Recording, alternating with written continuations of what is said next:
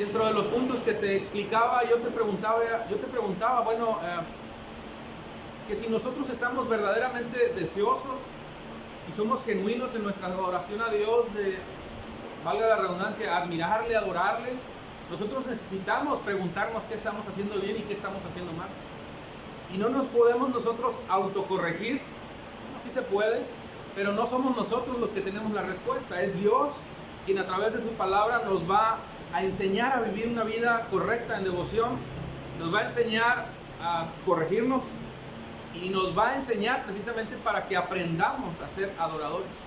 De ahí que no queremos ser adoradores simplemente de labios, no queremos un servicio mecánico, una fe ejercitada de manera incorrecta. De hecho, yo decía, no podemos hablar de una fascinación por su palabra. No una fascinación porque no estamos hechizados o embrujados por su palabra. Nosotros estamos enamorados de la palabra y la palabra nos conduce a enamorarnos más de la palabra porque la palabra representa a Cristo y es el todo de nosotros. Yo te hice una pregunta, ¿cómo descubro y aprendo que si yo es que tengo una genuina relación y una devoción con Dios, ¿cómo descubro esto? ¿Cómo yo lo puedo entender? ¿Cómo yo puedo aprender a ser un genuino adorador? Te preguntaba. Y para ello te he venido desarrollando algunas advertencias bíblicas. Y te decía que la vida del cristiano debe ser constantemente expuesto a la luz del Evangelio. Bueno, esa exposición a la luz del Evangelio, precisamente, que es hoy algo que quiero abordar, me lleva a la lectura, hermano. Cuando yo me expongo al Evangelio, yo me estoy colocando, yo estoy escuchando el Evangelio, estoy escuchando el mensaje de la vida, y lo que hace el Evangelio es, indudablemente, llevarme al Evangelio una vez más. Yo creo que tú, al igual que yo, cuando pecamos, cuando pensamos mal, cuando actuamos mal o respondemos mal ante una situación, nos damos cuenta de que lo que hicimos o lo que vayamos a hacer o incluso las motivaciones que se están derivando de lo que queremos hacer, la palabra llega a nuestros corazones, como dice la carta a Timoteo capítulo 2, capítulo 3, 16, la segunda carta, con el propósito de corregirnos, de enseñarnos lo que está mal. Y es que ese es el propósito de que una vida genuina, una vida que en verdad adore a Dios, nos lleve al propósito de su palabra. Es decir, una vida expuesta al Evangelio me lleva o me conduce a definitivamente yo estar estudiando las Escrituras. Hay una reflexión muy interesante en la cual yo estuve meditando en el transcurso de la semana y está en el capítulo 14 del Evangelio de Juan. Si gusta abrir su Biblia, si no yo lo voy a leer un poquito medido con el tiempo, pero me parece que hay una pregunta providencial en este estudio, en esta reflexión, y es que Tomás, el apóstol Tomás, o el discípulo de Jesús, Tomás, hizo una pregunta muy interesante, hermanos, y digo providencial, me voy a explicar, porque esa pregunta que se hizo él tuvo como propósito que nosotros también entendiéramos lo que precisamente él aprendió y los que estaban con él aprendieron en ese momento. Es providencial porque la incredulidad en la que fue dirigido Tomás fue dirigido por Dios para que tú y yo aprendiéramos precisamente lo importante que es leer, para que seamos recordados cuán importante, insisto con esto, hermanos, que leamos las Escrituras. El capítulo 14 del Evangelio de Juan, versículo 5, no lo voy a leer todo, voy a hacer nada más algunos puntos, va a tomar mucho tiempo. Dijo el apóstol o el discípulo de Jesús: Señor, versículo 5, si no sabemos a dónde vas, ¿cómo vamos a conocer el camino? Es una pregunta. ¿Estás ahí? Bueno, en la versión más original dice, Señor, si no sabemos a dónde vas, ¿cómo podemos conocer el camino? Eso dice en la traducción más sencilla, un lenguaje, no más sencillo, más apegado al lenguaje original. Y esta pregunta, hermanos, es similar a como si tú y yo hoy nos preguntáramos, vaya, en nuestras oraciones: Padre o Señor, ¿cómo sé si el camino o mi vida como cristiano la estoy dirigiendo de una manera correcta a ti? ¿Cómo sé, Señor, que este camino me está conduciendo a Cristo, a ti? ¿Cómo sé si mi vida es genuina y si estoy siguiendo las mismas pisadas que siguió su Hijo, tu Hijo Jesús? Es que yo quiero seguir las mismas pisadas, pero yo ¿cómo sé si ese camino es el mismo? Es decir, ¿cómo sé si es correcto? Y eso es lo que se está preguntando en palabras menos, palabras más, el discípulo Tomás. Y hay tres cosas interesantes en esta pregunta que yo estoy comentando ahorita que se hizo Tomás. Una de ellas, hermanos, es la pregunta en sí. Y la pregunta no tiene ningún problema, ¿eh? La pregunta es válida, no hay ningún problema en ello. Digo, todos reflexionamos en algún momento de nuestras vidas, porque te decía hace un momento, en nuestra vida de reflexión, en nuestra vida diaria, en nuestra relación con Dios, necesitamos corregir y necesitamos tener momentos de reflexión, como hacernos preguntas como esta. Pero lo interesante de esta pregunta resume o la concluye precisamente la respuesta de nuestro Señor, que está en el versículo anterior, en el versículo 4. Si lo lees conmigo, dice: ustedes ya conocen el camino para ir a donde yo voy. O sea, Tomás está preguntando algo que él ya sabe. Incluso poco antes de que surgiera esa pregunta de Tomás, Jesús ya les está afirmando cuál es el camino.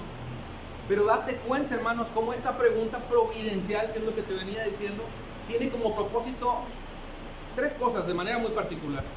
Número uno, recordarnos, hermanos, que Él es el Señor. Recordarnos lo que ahorita vamos a leer versículos después, el versículo 6, que Él es el camino precisamente. Pero también recordarnos, hermanos, cuán dependientes somos de la palabra. Nos está mostrando que no hay dos caminos, que hay solamente un camino. Y nos está recordando, como te decía hace un momento, que nosotros necesitamos voltear a Jesús. Necesitamos mirar a Jesús. Y nosotros vamos a mirar a Jesús solamente a través de las Escrituras. De ahí que tú y yo necesitamos, insisto nuevamente, necesitamos leer. Esta respuesta que ahorita te voy a leer, que está en el versículo 6 y que seguramente ya leíste, fue la séptima vez que Jesús les confirma lo que ellos ya sabían. Es decir, lo que estoy leyendo en el versículo 4. Pero fue la séptima vez, y te lo voy a confirmar, porque 6 veces antes les había dicho lo mismo y ellos seguían preguntándose: ¿cómo sé yo cuál es el camino? Pero en Juan capítulo 6, 35, yo se los leo, dice: yo soy el pan de vida. ¿Quién? Yo, dice Jesús. Juan 8, 12, yo soy la luz del mundo.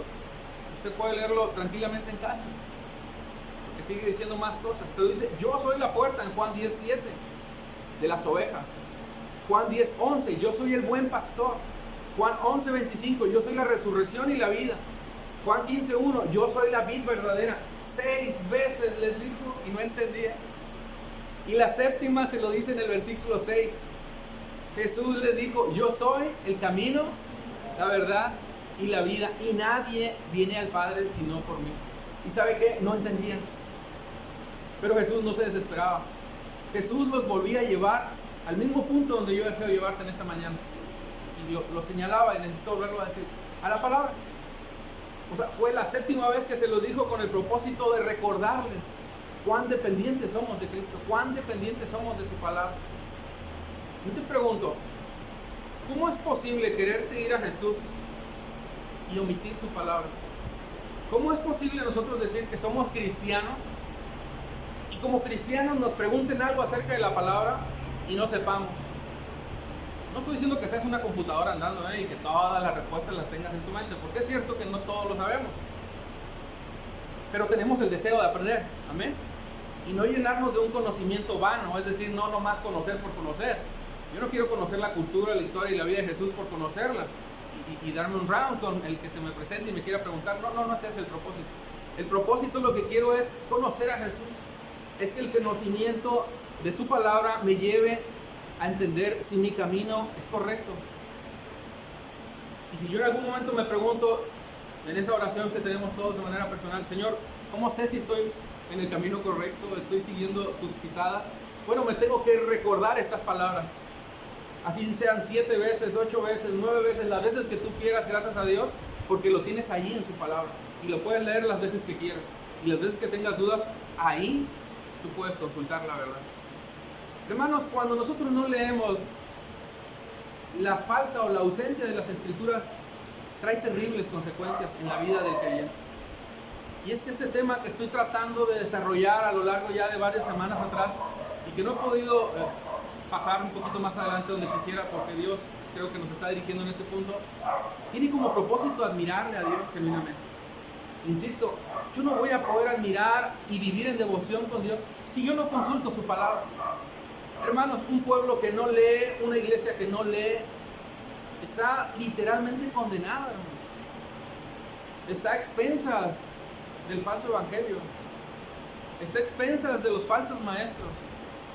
Hay una terrible consecuencia no solamente en el pueblo, sino en la vida particular de cada uno de los creyentes.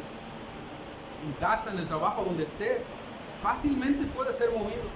Amós, el profeta Amós, en el capítulo 3, versículo 3, dice: mi pueblo perece por falta de conocimiento. Precisamente Dios reprendiendo a Israel por su manera de dirigirse y su forma de querer adorar a Dios, pero no ser genuino en su corazón. Y yo creo que nosotros como iglesia tenemos que aprender, hermanos, a que las prácticas no van a estar delante de las escrituras. Voy a explicarme en esa frase. Lo que pasa es que, mire, el pastor el domingo pasado estaba señalando algunas prácticas que él reprendió, ¿no? Y hablaba, por ejemplo, de prácticas heréticas que se están desarrollando en el mundo, en la comunidad cristiana. Y él hablaba, por ejemplo, del martillo ungido, ¿no? ¿Lo recuerdan? Hablaba de la risa santa, cosas que se están practicando fuera, obviamente no aquí, en otros lugares. Hablaba de la manguera ungida y de todas esas cosas que se están haciendo en otras iglesias. Y todo eso, hermanos, duele oírlo, duele verlo en las redes, porque todo eso es resultado de la ausencia de la palabra en la iglesia. Todo eso es resultado precisamente de la ignorancia, de la falta de conocimiento. Y qué bueno que hayamos podido escuchar esas palabras que Él nos dijo, hermanos, porque cuando nosotros estamos dirigiéndonos precisamente en el desarrollo de la práctica, como si fuera la práctica la que nos va a dirigir, estamos equivocados. No es la práctica la que va a suplantar. La práctica no va a suplantar las escrituras. Lo que nos va a dirigir a la práctica correcta es la escritura. No sé si me entendí. Yo no voy a buscar practicar algo para adorar a Dios. Yo voy a buscar primero qué Dios quiere que yo haga, porque es su palabra la que me va a dirigir, para que entonces a partir de ahí su palabra me diga qué tengo que hacer. Y no estar haciendo ese tipo de ridículas prácticas, ¿no? Heréticas que comentaba hace un momento y que el pastor mismo estaba comentando el domingo pasado. Insisto, porque es la palabra de Dios la que me garantiza que yo puedo ser genuino en mi adoración. Es la palabra de Dios la que me garantiza que yo no me extravíe. El problema es que en esas iglesias, en esas personas incautas, en esas personas que desean colocar por delante de la palabra todo, lo que ellos hacen es precisamente desconocer las escrituras, ignorar las escrituras. ¿Y qué necesitamos hacer? Pues lo que vengo diciéndoles. Entender que es la palabra la que nos va a dirigir. Pero para yo entender que es la palabra la que me va a dirigir, yo necesito conocer la palabra. Yo necesito insistir en la lectura. Necesito perseverar en la lectura de las escrituras. Pablo insistentemente le dice a Timoteo que se ejercite en la lectura de las escrituras. Y ahorita vamos a leer muchas porciones más de las escrituras donde nos explica la importancia, y yo creo que esto es muy reiterativo y yo sé que no les molesta ni les incomoda, se los repita una y otra vez porque así sea necesario repetirlo las veces que sea necesario, lo voy a decir. Necesitamos leer, necesitamos aplicarnos a la lectura de las escrituras, lo voy a repetir. Es que creemos que necesitamos otras cosas por encima de la palabra y no es así, hermano. A veces creemos que necesitamos, por ejemplo, para llegar a la presencia de Dios, necesitamos músicos diestros, necesitamos una alabanza super wow para poder sentir la presencia de Dios. Creemos que necesitamos el mejor y la más alta tecnología en los equipos de sonido. Creemos que necesitamos 100 coristas bien afinados, con un tono de voz bien angelical para que la alabanza llegue a su presencia. Y eso es falso. Eso es falso. Y yo no estoy promoviendo que no nos adiestremos en la alabanza y que no busquemos tener buenos sonidos o que no tengamos un grupo de coristas bien afinados. Pero ese no es el propósito principal. Eso no nos va a conducir a la genuina alabanza. Lo que necesitamos por encima de eso, hermanos, es que nuestro deseo sea la palabra. Nada en absoluto es más necesario que la palabra en nuestros corazones. Incluso en la antigüedad, la alabanza, por ejemplo, no requería. Hay ejemplos en los que se cantaba con salterio, con arpa, etcétera, etcétera, de instrumentos. Pero la antigüedad normalmente, incluso en los principios de la iglesia cristiana, las canciones eran a capela, como dicen. Y la presencia de Dios era genuina. Y la presencia de Dios era fuerte en un lugar donde genuinamente el deseo de ellos era adorar al Señor de las Escrituras, a Dios. Es que es su palabra, hermanos, las que nos va a cuidar precisamente, que es lo que estoy insistiendo, de realizar prácticas ofensivas. Es la palabra la que nos va a cuidar y nos va a convencer de pecados si estamos haciendo algo incorrecto. Es su palabra la que nos va a llevar al arrepentimiento y nos llevará a una relación seria con Dios. Y es su palabra la que nos va a hacer que no antepongamos, más bien que no coloquemos por frente a su palabra las prácticas. No sé si estoy siendo claro con eso, si no, por favor pregúntenme. Pero lo que estoy tratando de decir es que no podemos colocar la práctica antes que la palabra, porque es la palabra la que nos va a llevar a la práctica correcta. Es su palabra la que nos va a llevar a la práctica correcta. Es entonces que debemos entender que su palabra no representa en nosotros una parte de nuestra vida, hermanos. Las Escrituras, la palabra de Dios es el todo de nuestra existencia. Es nuestra diaria meditación, nuestro anhelo más profundo y más fuerte deseo, porque consolida nuestra relación con Dios y nos hace vivir en un genuino corazón que admira, desea, se arrepiente y se corrige y reflexiona en las Escrituras para adorar a Dios genuinamente y no caer en herejías como las que estaba comentando precisamente el pastor el domingo pasado. Tenemos que leer las Escrituras. Tenemos que leer, tenemos que meditar en este punto, hermanos. Yo deseo despertar esto en ti, como yo de veras he sido llevado a este punto. No lo digo porque yo no sea, ¿cuál será la palabra? Vaya, te lo estoy diciendo porque yo lo estoy viviendo, pues. Decía ahorita con mi esposa, de hecho venía en el camino y le venía hablando acerca del alimento balanceado, acerca de la vida del creyente. Y hablar de balancear no significa de que, o vaya, lo que me estoy refiriendo es que yo estaba meditando mucho en el Nuevo Testamento, por ejemplo, a partir de precisamente los devocionales que estoy enseñando, y estaba descuidando el Antiguo Pacto. Y yo sentí que el Espíritu Santo me llevó al Antiguo Pacto para recordar muchas cosas. Y es ahí donde yo veo cómo mi vida, al momento de ser balanceada, me lleva a entender que la palabra de Dios, el Evangelio de Dios, no es de Mateo al Apocalipsis, es toda la Escritura. El Evangelio es toda la Escritura, es desde el Génesis al Apocalipsis. Y tú necesitas leerlo todo para conocer y admirar a Dios de manera genuina, en la forma que Dios desea que le admires. A ver si alguien me puede ayudar con la hora, porque ya no sé si son las 9. ¿Perdón? Gracias. Si lo pueden poner, les agradecería. Hermanos, Pedro dijo en el capítulo 2, la primera carta de Pedro, capítulo 2, versículo 2, desead. Hermano, ¿cómo dije? Desead. Hermano, deséalo. Anhélalo con todo tu fervor, fervientemente, que tu corazón así anhele las Escrituras, anhele la palabra de Dios. Y me gusta mucho de la manera en la que lo explica aquí el apóstol Pedro, como niños recién nacidos. ¿Cómo, hermanos? Como niños. La leche no adulterada, fíjate que también califica la leche, ¿no? No adulterada, una leche sana, o como decía mi pastor el domingo pasado, no un chocomil, ¿no? Una leche que sea pura, que sea el Evangelio, que no le quieras mezclar, que no le quieras poner nada, para que crezcáis en salvación, si es que habéis gustado de la benignidad de Dios. Es eso lo que necesitamos. Por encima de todo es eso, su palabra. Y pídele a Dios que produzca en ti ese asombro, ese deseo ferviente de un corazón inclinado por meditar, reflexionar, llorar con las Escrituras, leer y volver a leer si es necesario, si no entiendes. Y tal vez no lo entiendas en un día, en 2 días, en 3 días, en un mes o un año, y de repente digas, ya lo entiendo. No sé, pero ahora ya lo entiendo. Y ese día, hermanos, es que providencialmente Dios permitirá que lo entiendas y tú te goces en lo que estás aprendiendo.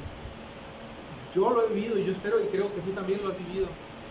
Y es que, hermano, insisto, necesitamos pedirle a Dios que nuestros ojos sean abiertos, que nos conduzca a esa adoración genuina, para que nuestra alma clame al Señor: Señor, yo quiero más de ti, muéstrame más.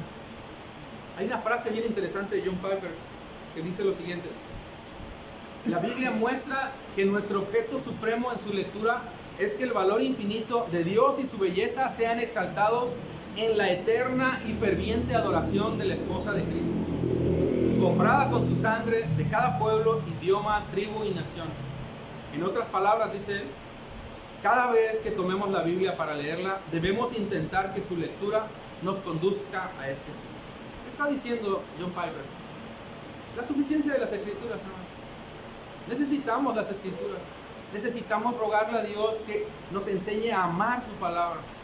Nos está enseñando de que es precisamente en conocer a Dios a través de su palabra donde nosotros vamos a entender cuán bello, cuán hermoso, cuán eterno, cuán sublime es Dios. Y es que el propósito de las Escrituras, uno de ellos es precisamente que nosotros le admiremos, le reconozcamos, que vivamos con esa devoción ferviente en su palabra. Y no sé si esto lo dije, pero lo voy a decir después, no es leer por leer, ¿eh? O sea, no estás leyendo un cuento, hermanos, no estás leyendo fábulas, no estás leyendo un libro cualquiera, es la palabra de Dios. Tienes que orar a Dios para pedirle que su Espíritu Santo te dirija en entendimiento, para que te llene de valor y que las mismas Escrituras te lleven, como dice John Piper, a admirar la belleza de Cristo. En cada línea que leas, tú vas a encontrar a Cristo. En cada línea que leas, si tú entiendes el propósito de las Escrituras, tú vas a encontrar a Cristo. Y que se produzca ahí precisamente una genuina adoración. Ya se me fue casi todo el tiempo, me quedan unos minutitos todavía, así que no se me desespere. Pero yo quiero que veas cómo Pablo insiste de una manera tan insistente, valga la redundancia, en que tú y yo tenemos que leer las Escrituras. La carta a los Colosenses, capítulo 4, versículos del 15 al 18, lo voy a leer, dice: saluden a los hermanos que están en la Odisea, también a Ninfas y a la iglesia que está en su casa. Ojo con esto, cuando esta carta se haya leído entre ustedes, háganla leer también en la iglesia de los laodicenses. Háganla, o sea, léanla por favor. Y dice después, ustedes por su parte, lean la carta que viene de la Odisea. O sea, ve la insistencia, ve el objetivo, ve el punto de Pablo. No puedes omitirlo, tienes que leerlo. Versículo 17, díganle a Arquipo, tiene un bonito nombre para quien se le ocurra ponerle a semillas, Arquipo, cuidado con el ministerio que has recibido del Señor para que lo cumplas. Yo, Pablo, escribo este saludo con mi propia mano. Acuérdense de mis cadenas, la gracia sea con ustedes. Es una orden, hermanos, léanla entre ustedes, háganla leer. Ustedes, por su parte, léanla, vean la insistencia de Pablo. Léanla. Esta carta, hermanos, fue escrita a la iglesia de Colosas. La instrucción fue leerla. Yo me pregunto, y perdona mi atrevimiento, son 4 capítulos.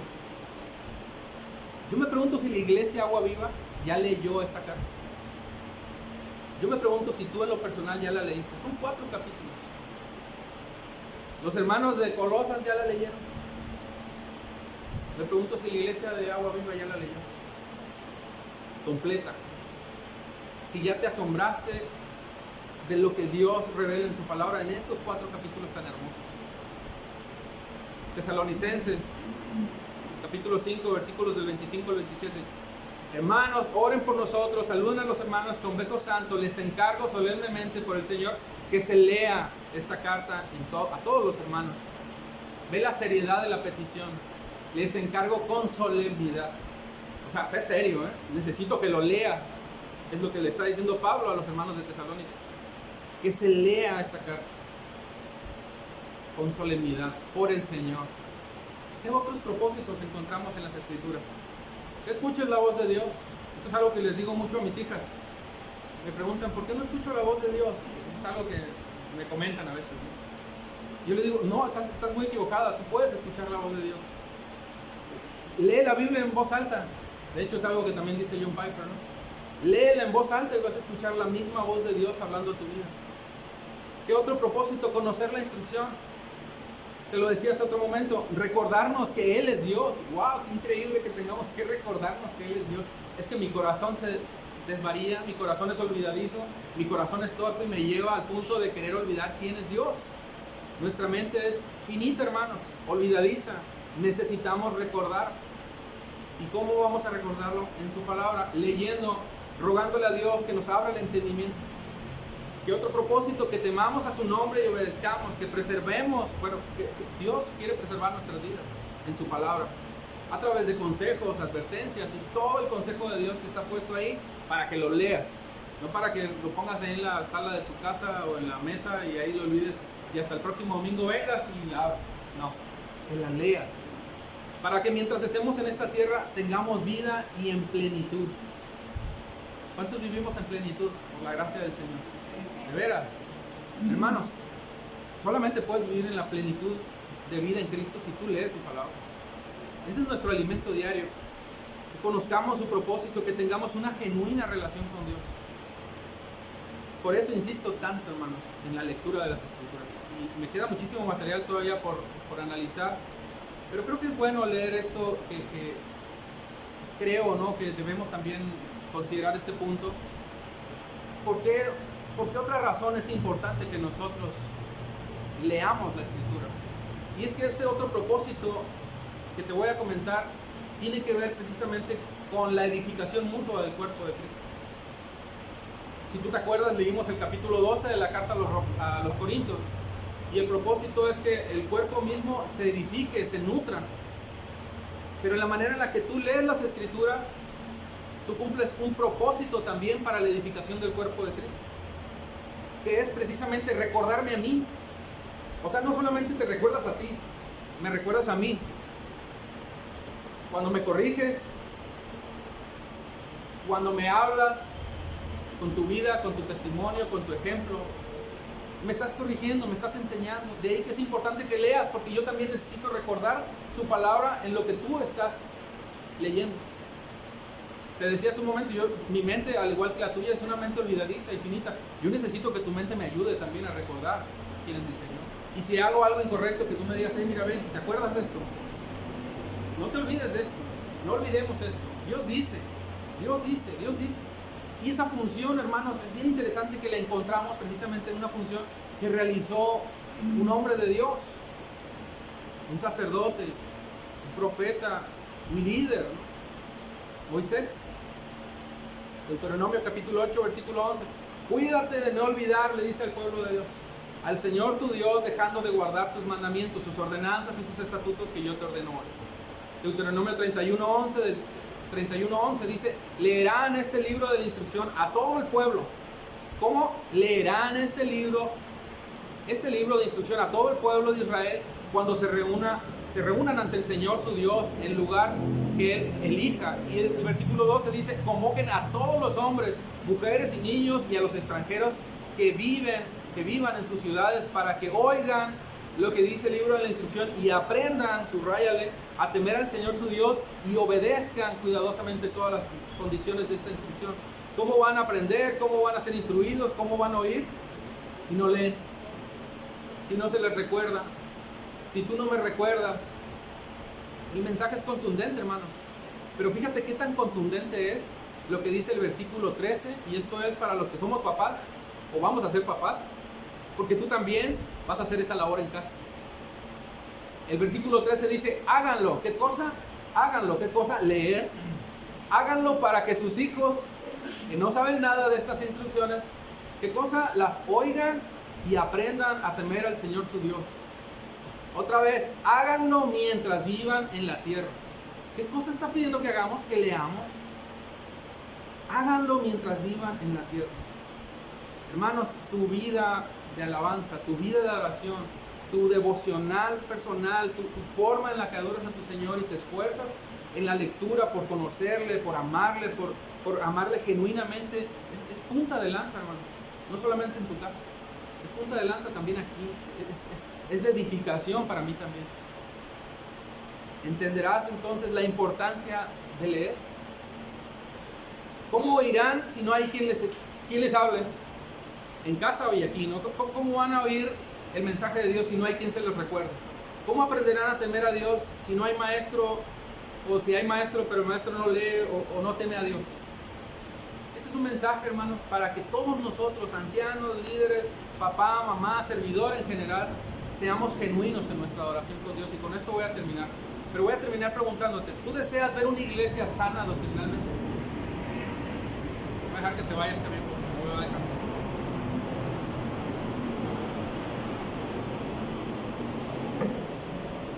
Hermano, si tú deseas una iglesia sana doctrinalmente, si tú deseas que quienes nos visiten, quienes estén aquí, se asombren de la fiel enseñanza de las Escrituras, del servicio de la iglesia, de la devoción que hay en esta iglesia y la seriedad con la que sus miembros presentan su servicio al Señor y adoran a Dios, y que digan verdaderamente ahí adoran a Dios, y que digan que verdaderamente ahí se predica fielmente el Evangelio y que viven el Evangelio, si eso tú lo deseas, hermano, tú ya sabes cuál es la respuesta y te la acabo de decir.